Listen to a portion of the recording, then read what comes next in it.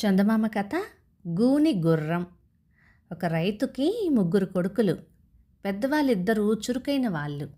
మూడోవాడు మందమతి, ఎప్పుడూ గోళ్ళు గిల్లుకుంటూ కూర్చునేవాడు. ఒకనాడు రైతు తన కొడుకులను పిలిచి పొలం నాటి రమ్మన్నాడు. పెద్దవాళ్ళిద్దరూ పొలానికి వెళ్ళి నాట్లు వేసొచ్చారు. మందమతి గోళ్ళు గిల్లుకుంటూ ఇంటి వద్దే ఉండిపోయాడు. కొన్నాళ్లకల్లా విత్తనాలు మొలకెత్తి మొలకలు ఎదగసాగాయి. ఒకనాడు రైతు వెళ్ళి పొలం చూడబోయేసరికి నారు నాశనమైపోయి ఉంది. ఏదో జంతువు పొలం కాస్త తొక్కేసినట్టుగా ఉంది. రైతుకి చాలా కోపం వచ్చింది. కొడుకులను పిలిచి మళ్ళా పొలం నాటి జాగ్రత్తగా కాపలా కాయమన్నాడు. పెద్ద కొడుకులిద్దరూ పొలం మళ్ళీ నాటారు. మొక్క పెరగసాగింది. ఒక రాత్రి పెద్దవాడు కాపలా వెళ్ళాడు. వాడు చాలాసేపు మేల్కొని ఉన్నాడు, కానీ వానికి ఒక రాత్రి వేళ నిద్ర ముంచుకొచ్చింది. తెల్లవారుజామున వాడు లేచేసరికి పొలమంతా తొక్కేసి నాశనమైపోయి ఉంది. పెద్ద కొడుకులిద్దరూ మళ్ళీ పొలం నాటారు. పైరు పెరిగేటప్పుడు రెండో కొడుకు కాపలా వెళ్ళాడు. వాడు ఒక రాత్రివేళ నిద్రపోయాడు. తెల్లవారేసరికి పొలం తొక్కేసి నాశనమైపోయి ఉంది. ఈసారి వాళ్ళు పాడైన మళ్ళు మాత్రమే నాటారు. పొలానికి కాపలా కాయటం ఈసారి మందమతి వంతు వచ్చింది. వాడు పొద్దుపోక మునిపే పడుకొని నిద్రపోయే ఏర్పాట్లు చేసుకున్నాడు. చెట్ల కొమ్మలు కొట్టి తెచ్చి పక్క ఏర్పరచుకున్నాడు. దానిమీద పడుకొని కళ్ళు మూసుకున్నాడు, కానీ కొమ్మలు ముళ్ళులాగా గుచ్చుకొని వాడికి నిద్ర పట్టింది కాదు. పక్క సరిగ్గా చేసుకుందామని లేచేసరికల్లా పొలంలో ఒక గుర్రం కనిపించింది. ఓహో, మా పొలం పాడు చేస్తున్నది నీవేనా?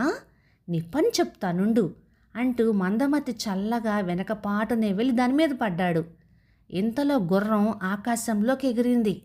అయితే మందమతికి దాని తోక చిక్కింది. వాడు దాన్ని గట్టిగా పట్టుకున్నాడు, వదల్లేదు. గుర్రం గాలిలో పోయి పోయి 3 సముద్రాల అవతల నేలకి వాలి, నన్ను వదిలిపెట్టు, నేనిక ఎన్నడూ మీ చేను జోలికే రాను అన్నది. నిన్ను నమ్మను, నీవు మాకు చాలా నష్టం కలిగించావు, మరి దాని మాట ఏమిటి అని అన్నాడు మందమతి. ఆ నష్టానికి పరిహారంగా నా పిల్లలను ఇచ్చుకుంటాను అంది గుర్రం. ముందు నన్ను మా ఇంటికి చేర్చు, తర్వాత చెప్తాను నీ సంగతి అన్నాడు మందమతి. ఆ గుర్రం మందమతిని తన వీపును ఎక్కించుకొని పోయి ఇంటి వద్ద దించింది. నా పిల్లలను తెచ్చి ఇచ్చేదాకా నా కళ్ళెం దగ్గర పెట్టుకో అని చెప్పి గుర్రం ఎగిరిపోయింది. ఈ సంగతులేవి మందమతి తన తండ్రితో చెప్పలేదు. వాడు ఆనాటి నుంచి అడవికి వెళ్ళి కట్టెలు కొట్టి గుర్రపు పిల్లల కోసం కొట్టం తయారు చేయసాగాడు. ఈసారి పొలం పాడు కాకుండా ఉండటం చూసి తండ్రి చాలా సంతోషించాడు. కొట్టం తయారయ్యేసరికల్లా 3 గుర్రపు పిల్లలు వచ్చాయి. అందులో 2 పిల్లలు చాలా అందమైనవి. వాటి గిట్టలు వెండివి, వాటి శరీరాలు బంగారు రంగువి. 3వ దానికి మాత్రం 2 మూపురాలున్నాయి. వాటి మధ్య జీను లేకుండానే కూర్చొని సవారీ చేయవచ్చు. ఇదంటే మందమతికి ఎంతో మక్కువ. తమ తమ్ముడు ఎక్కడి నుంచో మంచి గుర్రాలను సంపాదించాడని కనిపెట్టి అన్నలిద్దరూ ఒక ఆలోచన చేశారు. ఆ గుర్రాలను రాజుగారికి అమ్మితే చాలా డబ్బు వస్తుంది అని వారు మందమతితో చెప్పారు. ఆ ప్రకారం ముగ్గురు 3 గుర్రాలు ఎక్కి రాజుగారి కోటకెళ్లారు. బంగారు గుర్రాలను చూసి రాజు చాలా ముచ్చటపడి, అబ్బాయిలు, ఈ గుర్రాల వెల ఎంత అని అడిగాడు. అందుకు బదులుగా, వెల ఎంతని చెప్పగలం, మీకు ఇష్టం వచ్చినట్టు ఇవ్వండి అన్నాడు మందమతి. ఈ గుర్రాలను చూడగానే రాజుగారి కాసావాడు, అమ్మో, ఇంత గొప్ప గుర్రాలను సాకటం నా వల్ల కాదు, వీటిని తెచ్చిన వాడిని చూసుకోమానండి అన్నాడు. మందమతికి సంతోషం అయ్యింది. నేను కూడా ఇక్కడే ఉండిపోయే పక్షంలో ఈ గుర్రాలను రాజుగారు ఒత్తనే తీసుకోవచ్చు అనేశాడు. ఇందుకు రాజు మరింత సంతోషించాడు. మందమతి అన్నలకు కొంత డబ్బు ఇచ్చి పంపేశాడు. ఇలా ఉండగా ఒకనాడు రాజుగారు మందమతిని పిలిచి, నీవు చాలా శక్తిమంతుడి వల్లే ఉన్నావు. నాకు సాగర రాజకుమారిని పెళ్లాడాలని ఉంది. ఆమెను నాకు తెచ్చి ఇవ్వాలి నువ్వు అన్నాడు. సాగర రాజెవరో, ఆయన కుమార్తె ఎక్కడ ఉందో మందమతికి ఏం తెలుసు?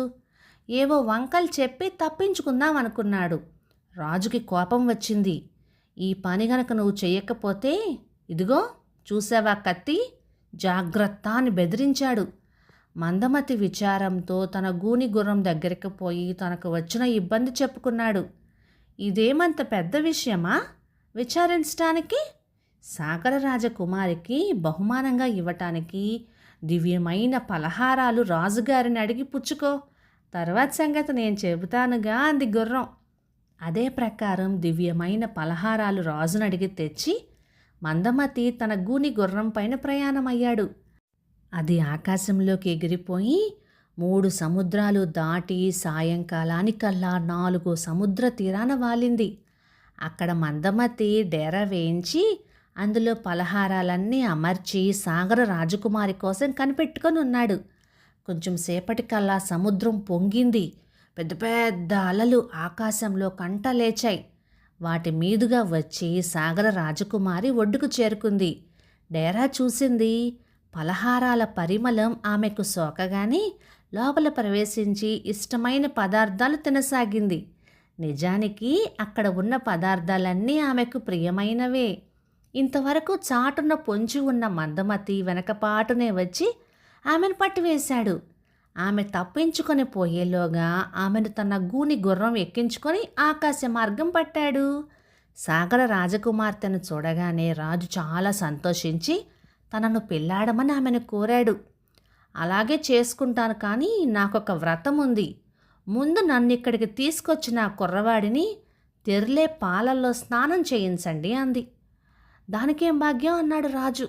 ఆయన మందమతిని పిలిపించి తెర్లే పాలల్లో అతనిని స్నానం చేయమని శాసించాడు. లేకపోతే పీక తెగిపోతుంది అన్నాడు. మందమతి ఖిన్నుడైపోయాడు. మళ్ళీ గూని గుర్రంతో తన గొడవ వలపోసుకున్నాడు. దీనికే నా భయం. అలాగే అని చెప్పుకో, తర్వాత సంగతి నేను చెబుతానుగా అంది గుర్రం. మందమతిని ఉడుకుడుకు పాలల్లో స్నానం చేయటానికని ఏర్పాట్లు పూర్తయినాయి. పెద్ద గంగాలం నిండా పాలు పోసి గంగాలం కింద కట్టెలు పెట్టి మంట పెట్టి పాలు తెరలేలాగా కాచారు. అందులోకి దిగటానికని మందమతిని తెచ్చారు. ఆ సమయంలో గూని గుర్రం ఎవళ్లకు తెలియకుండా పాల మీద గాలి వీస్తూ ఉంది.